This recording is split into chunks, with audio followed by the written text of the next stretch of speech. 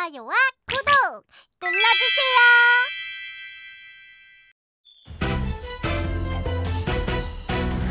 조선의 모든 것 조선왕조실록 500년 조선을 만든 27명의 왕 우리 함께 열어볼까 시간의 문 금별쌤과 함께 어린이 조선왕조실록 조카를 몰아내고 수양대군이 왕위에 오르니 그가 바로 세조입니다. 오, 조선의 역사가 요동치기 시작합니다. 세조실록 빨리 열어볼게요. 비정한 야심가 세조.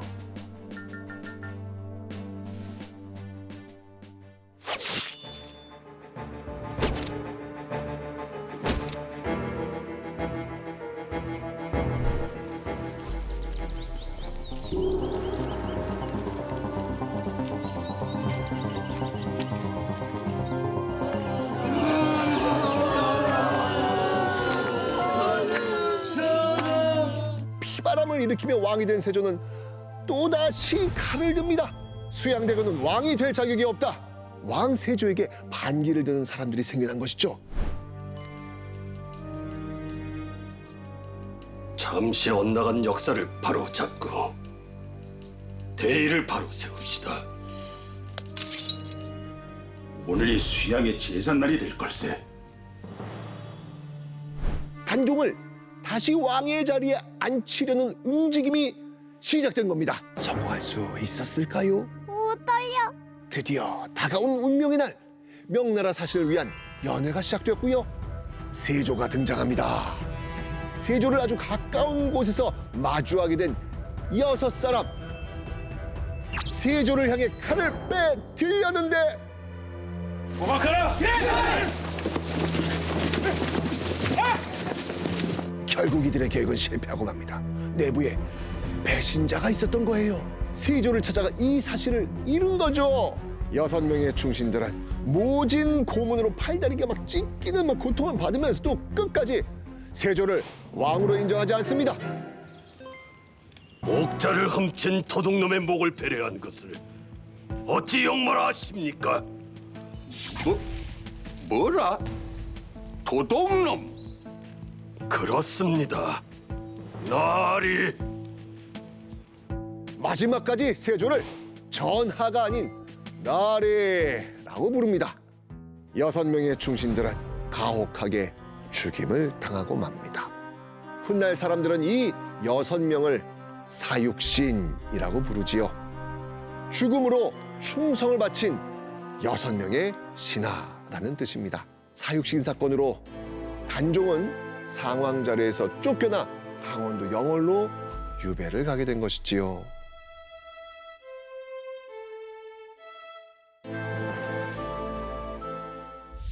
반대하면 죽음뿐. 단종 복위 운동을 겪으면서 세조는 점점 불안해져 갑니다. 이 자신을 위협하는 존재들을 마주했으니까요. 그래서 세조는 왕권 강화를 일생의 목표로 삼습니다. 그래서일까요? 나라의 중요한 일들을 독단적으로 처리할 때가 많습니다. 자신의 뜻에 반한다는 이유로 벌을 주라라고 명을 하죠. 세조는요, 튼튼한 왕권을 위해서는요, 왕이 중심이 되는 중앙 집권 체제가 더욱 강화되어야 된다고 생각을 했죠.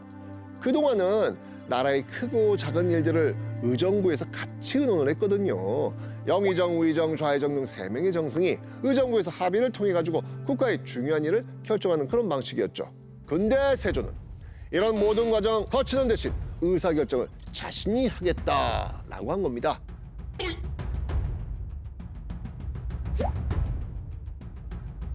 세조 6년 왕권이 안정기에 접어들자 그는 조선만의 체계를 갖춘 법전을 만들도록 지시합니다.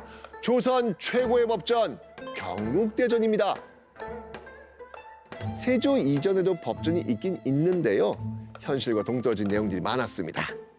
법을 다루는 책이니 완성되기까지 시간이 제법 걸렸겠죠. 세조가 시작을 했지만 책이 완성되고 그 법을 공포한 건요, 세조 다음 왕인 성종이었습니다. 공신의 시대. 그런데 얘기를 듣다 보니 생각나는 사람 있지 않습니까? 태종 이방원? 아주 강력한 왕권을 추구한다는 점에서 태종과 세조는 정치적으로 비슷한 측면이 많죠. 그런데 두 사람 사이엔요 결정적 차이가 하나 있었습니다. 태종은요 강력해진 이 외척 세력을 견제하기 위해서 왕을 위협하는 외척 공신들 없앴잖아요.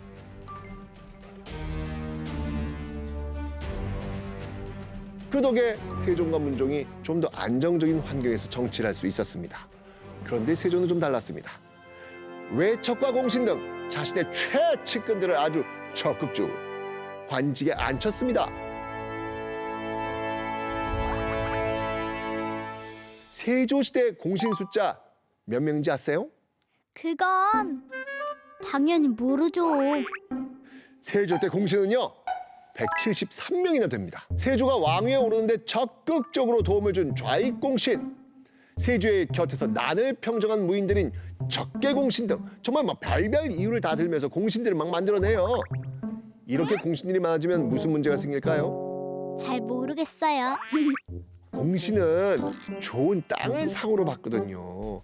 공신들 수가 많아질수록 줘야 될 땅 많아지겠죠. 농사를 짓는 백성들의 고통도 함께 커질 수밖에 없는 겁니다. 심지어 공신들은 또 법 위의 존재였어요. 죄를 지어도 벌을 당하지 않는 각종 특권을 또 약속받습니다. 세조는요, 공신은 사형죄를 범해도 마땅히 용서해야 된다라고 이야기할 정도였습니다. 말도 안 돼. 세조의 1등 공신으로 아주 막강한 권력을 행사한 사람이 한 명 있습니다. 바로 한명회. 한명회는요, 이 계유정난 성공에 아주 큰 역할을 합니다. 죽여라. 이제 수양대군의 시대가 온 것입니다. 세조의 측근 중에 측근이 된 한명회. 그렇게 그는 엄청난 권세와 부를 차지합니다.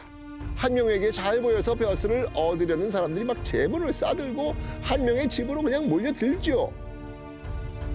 백성보다 공신의 눈치를 보는 사람들이 이 벼슬을 하게 되면 그 피해 오롯이 백성의 몫이 됩니다. 백성이 힘들든 말든 한명회는 평생 잘 먹고 잘 삽니다. 조선은 공신들의 나라였네요. 당시 사람들에 따르면요, 세조는 늘 악몽에 시달렸다고 그래요. 어린 조카와 이 많은 시자를 죽였으니까 그 귀신들이 자기를 괴롭힐 거라 생각을 했던 것이죠. 이런 불안 속에서 한명회 같이 자신을 지지해주던 최측근들은요, 세조를 정말 안심시켜준 유일한 버팀목이 될 수밖에 없었던 겁니다.